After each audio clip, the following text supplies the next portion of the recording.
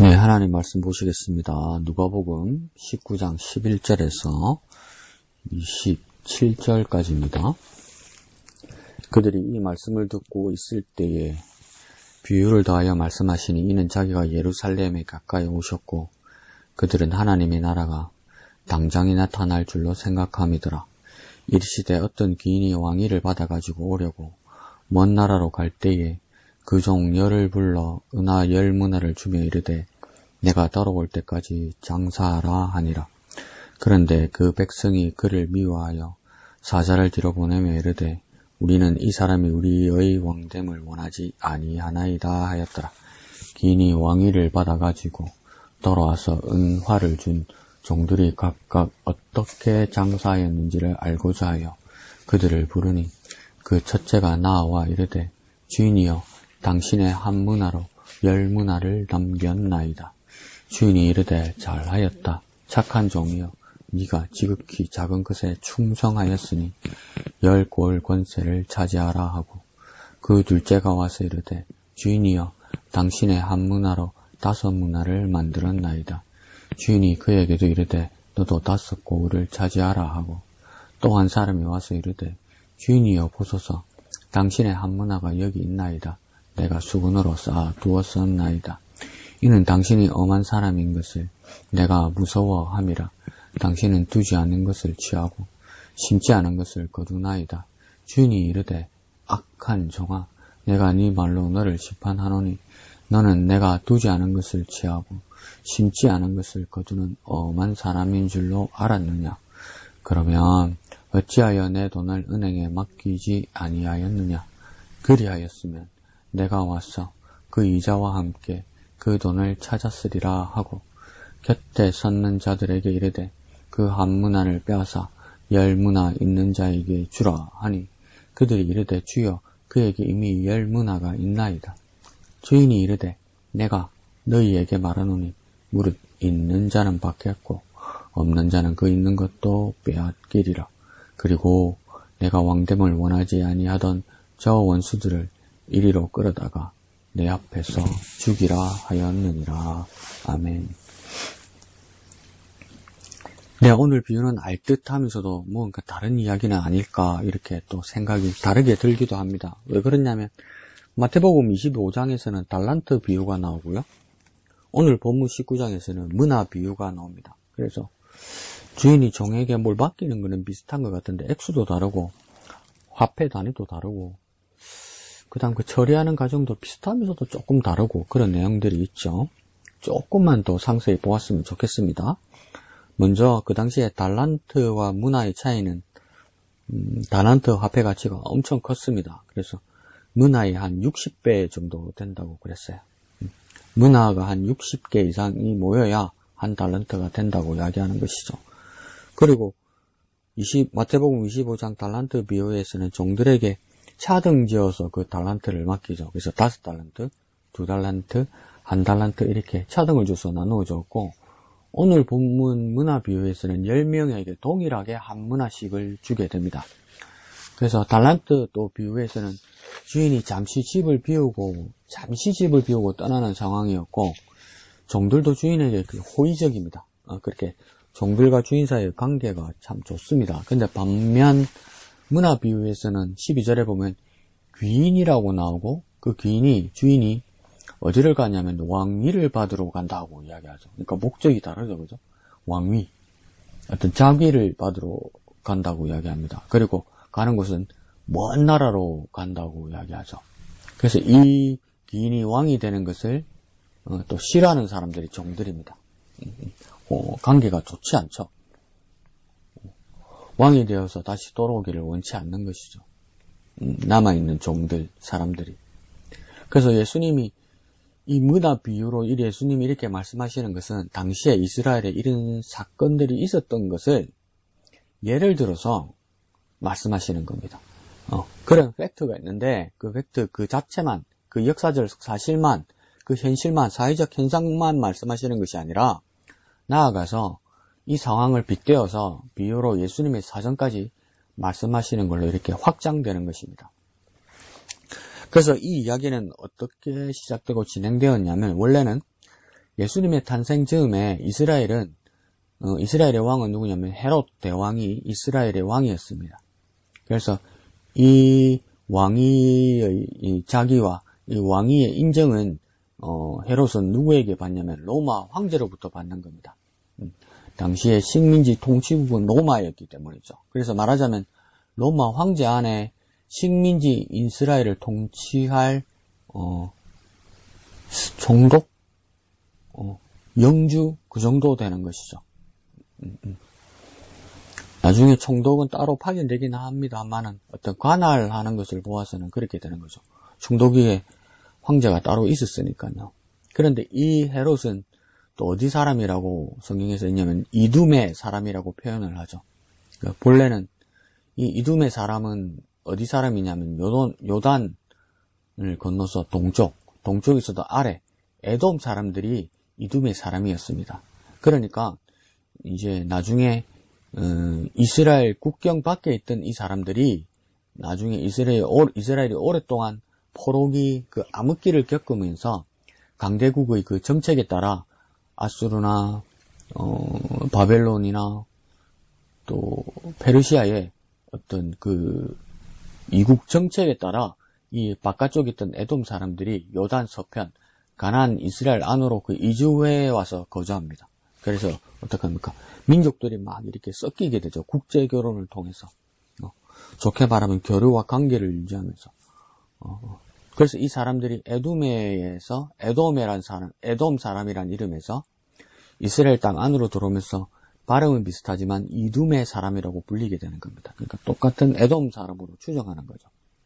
이 사람 중에 헤롯이란 사람이 이스라엘을 통치하게 된 겁니다. 그러니까 이 격변기에 유대인이 아닌 헤롯이 로마 제국 시대에 로마 황제로부터 자기를 받아서 이스라엘의 왕이 된 겁니다. 그러니까 그가 순수 혈통 유대인이 아니라는 컴플렉스가 헤롯이 이제는 있었죠. 그래서 이것을 극복하려는 마음에서 믿음과는 상관없이 성전을 짓게 됩니다. 그래서 제3성전, 그 성전이 헤롯 성전이죠. 1차가 솔로몬 성전, 2차 스룹바벨 성전, 3차 헤롯 성전이 되는데 규모는 헤롯 성전이 제일 큽니다. 그러니까 건축으로 자기 권위를 세우려고 한 것이죠. 하나님의 성전을 짓지만 믿음이 있던 사람은 아니었습니다. 자, 그런데 그 헤롯 대왕이 죽게 되자 그 헤롯의 아들들에게 땅을 나누어서 이제 통치하게 됩니다. 그래서 나누어서 이스라엘을 통치하게 된다서 그 사람들을 뭐라고 부르냐면 분봉왕이라고 부릅니다. 분봉왕. 그래서 헤롯에게 헤롯 안티파스, 헤롯 빌립, 헤롯 아켈라오 이렇게 있는 것이죠. 나중에 복음서 뒤에 나온 헤롯이란 이름은 헤롯 대왕의 아들들의 이름입니다. 근데 그 가문의 성을 쓰는 거죠. 그래서 그 중에서도 세 번째 나오는 헤롯 아켈라오가 유대와 사마리아 지역의 통치 인가를 받기 위해서 아버지에게 물려받은 걸로만 끝나는 것이 아니라 로마 황제를 아련해서 또 인가를 받으려 가는 겁니다. 그러니까 이 상황을 예수님께서 비유로 말씀하시면서 14절에 그러니까 이 상황이 어떻게 됩니까? 당연히 백성들이 유대인들이 당연히 무엇입니까? 그를 곧 이방인 아켈라오를 미워하는 겁니다. 유다 사람이 아닌 자가 유대의 왕이 되는 것을 당연히 싫어하죠. 그래서 14절 하반절에 보면 그래서 사자를 뒤로 보냈다. 이 말은 무슨 말이냐면 유대인 지도자들이 소위 산헤드린 의회 사람들이 몰래 아켈라오 몰래 로마 황제에게 유대인들의 사신을 보내어서 아켈라오가 이 유다 사마리아 분봉왕이 되지 않게 해달라고 탄원을 몰래 밀사로 넣은 겁니다. 우리나라 옛날에 헤이그 밀사 이런 것처럼 고종 황제가 일제 몰래 넣은 것처럼 그런 작전을 한 거죠. 우리나라 헤이그 밀사도 실패했죠. 여기도 산헤드린 유대 밀사들이 실패하죠. 그 사자들이. 그래서 14절 마지막에 보면 뭡니까? 이렇게 말하죠. 우리는 이 사람이 우리의 왕됨을 원하지 아니하나이다. 이 메시지를 보냈다죠. 이 말은요. 유대인들은 헤롯 아켈라오가 유대인의 왕됨을 원하지 않습니다. 이랬다는 것이죠. 그러니까 난리도 아니죠. 마치 우리나라 탄핵 정국 같지 않습니까? 아닙니까? 이건 해외 패권자의 승인 받아야 하는 거니까 딱 맞는 것은 아니지만 우리나라도 대통령이 되면 미국 백악관 가서 미국 대통령으로부터 지지를 받아야 됩니다. 승인 받고, 뭐 도장 받고, 뭐 옥세를 받고 이건 아니지만, 공식적인 방미를 통해서, 관계가 우방 관계가 동맹이 돈독하다는 것을 인정을 받아야 됩니다. 넌지시 그런 게 있죠. 그래서 언제 불러주나 이런 게 있죠. 조선시대 명나라 바라보는 거하고 같아요. 그래서 5.16 쿠데타로 대통령이 된 박정희가 오랫동안 미국의 부름을 받지 못했습니다. 왜 받지 못했냐면 옛날에 여순 사건 때 그가 공산당원으로 체포되고 투옥된 적이 있었거든요. 박정희가 원래는 공산당원이었죠. 그러다가 한국전쟁 6.25가 터지면서 병력이 모자라서 다시 군인으로 복귀하는 거거든요. 사면받고. 그래서 그 사람이 쿠데타로 대한민국 대통령이 되었다 할 때 미국은 의심했죠. 이 사람이 공산주의자가 아닌가 그렇게 싶었던 거죠. 자, 15절에 유대인 사절단 그 작전이 실패했습니다. 헤롯 아켈라오가 왕이 되는 걸 막으려 하던 그 작전이 밀사가 실패를 했죠. 그러자 귀인 아켈라오가 유대 사마리아 왕으로 이제 돌아오게 되는 거죠. 그러면 어떻게 되겠습니까? 이제 대숙청이 일어나겠죠. 만약에 우리나라에 윤석열 대통령이 탄핵 소추가 기각이 되어서 대통령직에 복귀한다면 어떤 일이 일어나겠습니까? 뻔하죠. 다시 계엄령 선포하고 반대자 사람들, 야당 사람들, 반대하는 사람들, 민주 세력들 다 숙청하겠죠. 뭐 어떤 식으로든 2차, 3차 계엄령 나겠죠. 우리나라 박정희가 계엄령 선포하고 나서 긴급조치로 막 사람들 다 쳐내듯이. 그래서 자, 16절 이후로 맡겨둔 문화를 이제 결산하게 됩니다. 근데 이 결산하는 것을 알고 보면 아켈레오 당시는 심판과 처벌의 그 숙청이 일어나는 것이죠. 여태 살아남아서 꿍꿍이가 있던 그 은큼한 사람들은 이 위기 가운데서도 소신과 신념을 꺾고 숨기고 잘 살아남습니다. 이 상황에서도. 소신이 없죠. 우리나라에 어떤 사람입니까? 한덕수, 최상모 이런 사람들이 다 어떤 사람들입니까? 여기에 붙었다 저기에 붙었다 하면서 살아남는 방법을 찾는 사람이죠. 소신보다는 관료주의, 엘리트주의자로서 자기 살 길을 찾는 사람이죠. 한덕수 총리는 김대중 때 총리하던 사람이 윤석열 때 총리하잖아요. 최상목 같은 사람은 박근혜 때 있다가 미르재단 일을 하다가도 숙청당하지 않고 살아남아서 윤석열 때 경제부총리까지 하잖아요. 이 당시 아켈라오 당시에도 이런 일이 일어나는 겁니다. 내심 그리고 몰래는 아켈라오가 왕이 되기를 원치 않으면서도 그 다음 차선책 플랜 B를 가지고 살려고 하던 그 사람들이 있었다는 겁니다. 그 종들이요. 그래서 어떻게 해서든 그 한 문화로 10문화를 남긴 사람도 있었고 결산할 때요. 또 5문화를 불린 자들도 있었다는 겁니다. 그러니까 당연히 왕은 이들에게 앞으로 국정을 또 맡길만 하죠. 능력을 보는 거죠. 안 그러면 뭐 착각을 했거나. 그래서 이 사람들에게 10고을을 다스릴 권세, 또 5고을의 권세를 다스리게 하죠. 제후가 되게 하는 거죠. 통치를 위임하는 것이죠. 근데 20절의 반면에 이제 또 특이한 사람이 나타납니다. 한 문화를 그대로 가지고 있던 자가 옵니다. 그 사람은 왜 그랬을까요? 달란트 비유만 보면 우리는 어떻게 생각합니까? 악하고 게으른 종이라고 생각하죠. 근데 이 내용이 비슷하면서도 조금 달라요. 정말 달란트 비유처럼 능력이 부족한 것일까요? 근데 또 다시 생각하면 이 한 문화만 그대로 가지고 있던 사람은 뭐냐면 이 상황을 보면 이 사람은 이 상황을 정말 믿었던 것 같습니다. 아켈라오 같은 사람이 왕이 되지 않을 거라고 철석같이 믿었던 것 같아요. 그래서 왕위를 받으러 저기 먼 나라로 갈 때 임명장과 사명장을 저기 던져버렸을 겁니다. 왜요? 돌아오지 않을 거니까. 다시 돌아와서 이스라엘의 왕이 되지 않을 거니까. 그런데 기대대로 되지 않고 아켈라오가 돌아온 것이죠. 그러니까 이 한 문화의 사람은 왕에게 무엇을 증명하는 사람이 되었겠습니까? 나는 이 사람 아켈라오가 왕이 되는 것을 반대한다. 이것을 숨기지 못하고 들키고 증명된 겁니다. 지혜롭지도 못하고 어리석고 멍청한 사람이죠. 좋게 말하면 소신이 굳은 사람이고. 그래서 21절에 이제 당황하니까 마구 말실수를 합니다. 뭐라고 이야기합니까? 당신이 엄한 사람인 것을 내가 무서워한다. 이렇게 말하죠. 우리식으로 줄여볼까요? 이게 무슨 말입니까? 당신은 엄한 사람 잡는 무서운 사람이다. 이 말이죠. 제가 왜곡을 좀 한 말도 있지만 액면 내심은 그럴 겁니다. 엄한 사람 잡는 사람이다. 정말 무서운 사람이다. 억지 쓰는 사람이다. 그거죠. 정말 우리나라 상황 보면 정확하게 이해가죠. 억지잖아요. 억지 그냥. 억지가 통치가 되고 억지가 진리가 되잖아요. 다르지 않습니다. 29절에 그러면서 이 사람을 왕이 된 사람이 규정하고 심판하기를 뭐라고 얘기합니까? 내가 왕됨을 원하지 아니하던 저 원수 이렇게 이야기하잖아요. 반역자라고 이야기하잖아요. 악하고 게으른 종이 아니라 내가 왕됨을 원하지 않던 저 원수 반역자라고 이야기하잖아요. 그래서 이 사람 혼자 뒤집었습니다. 10문화 남긴 사람, 5문화 남긴 사람도 마음은 똑같았을 건데. 근데 한 문화 남은 사람만 들키는 게 되는 거죠. 그래서 29절에 어떻게 합니까? 죽이라! 이렇게 하죠. 그러니까 돈을 불리지 못해서 죽는 게 아닙니다. 반역자를 처단하는 거죠. 그럼 예수님은 이 말씀을 왜 하셨을까요? 이 문화의 비유를 우리는 조금 잘 이해해야 되는데요. 누가 착하고 누가 나쁘고를 말하는 게 아닙니다. 예수님은 이 문화 비유를 통해서 누가 선하고 누가 악하고를 구분하는 게 아닙니다. 그러다 보니까 이 문화 비유에서는 귀인은 누구를 말씀하고 싶었냐면 아켈라오가 아니라 예수님 자신을 말하고 싶었던 것이죠. 그리고 그 사람이 왕위를 받으러 간다는 것은 무엇이겠습니까? 나중에 죽으시고 부활하시고 승천하셔서 하나님 나라로 가신다는 것이죠. 예수님. 그게 뭡니까? 왕위를 받으러 간다. 그 또 먼 나라로 갔다는 말은 무엇이겠습니까?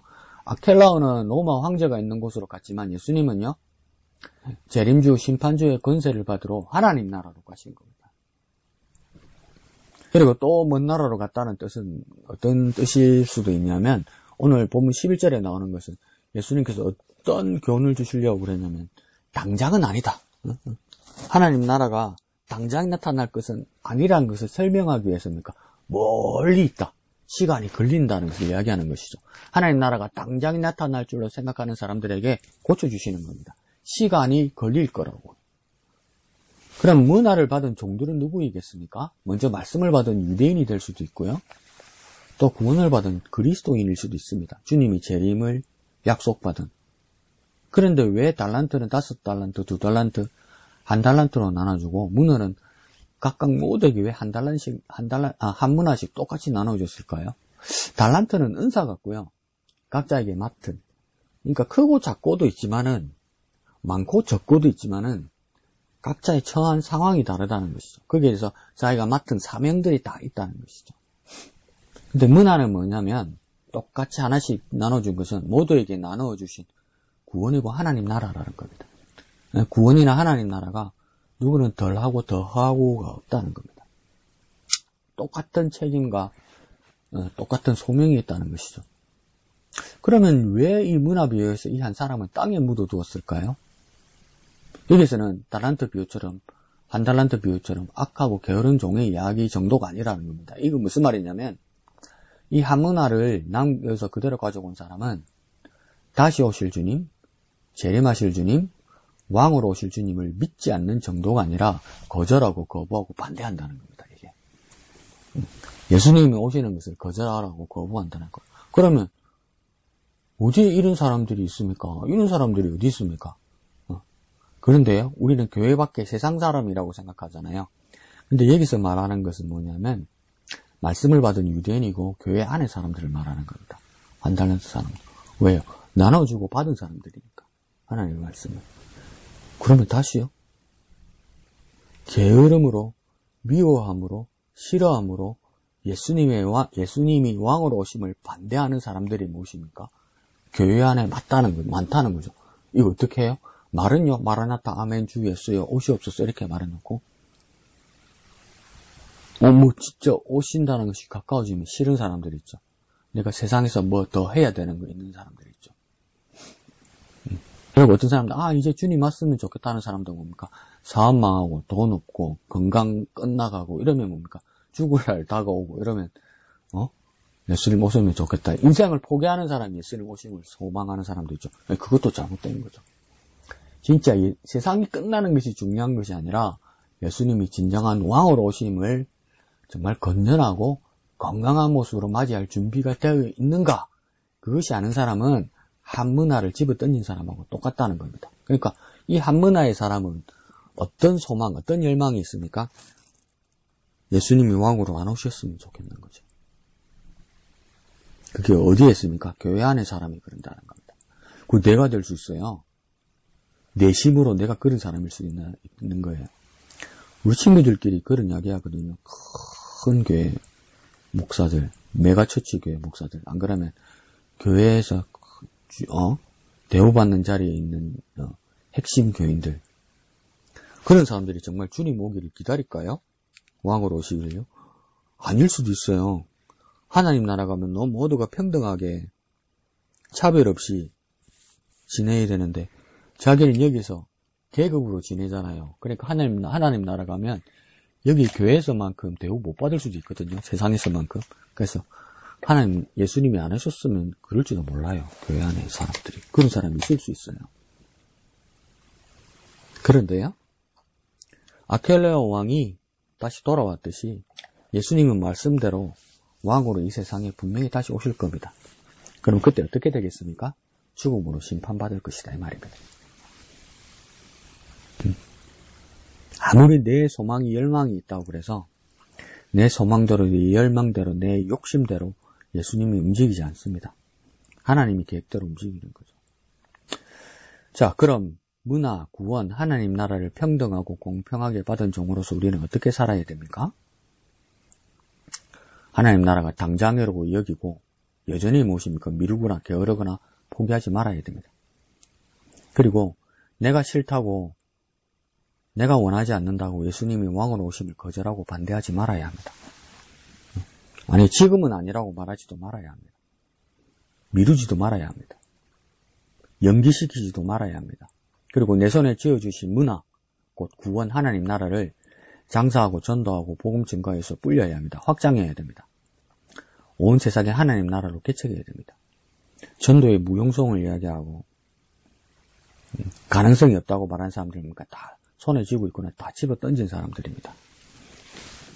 그리고 당장이 아닌 지금 우리는 더욱 지금처럼 더욱 당장처럼 당장 오지 않는 것처럼 보일지라도 지금을 사는 우리는 지금 당장처럼 착하고 충성된 종으로 일해야 합니다.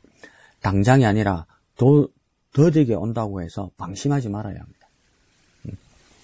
여전해야 되고 꾸준해야 된다는 것이죠.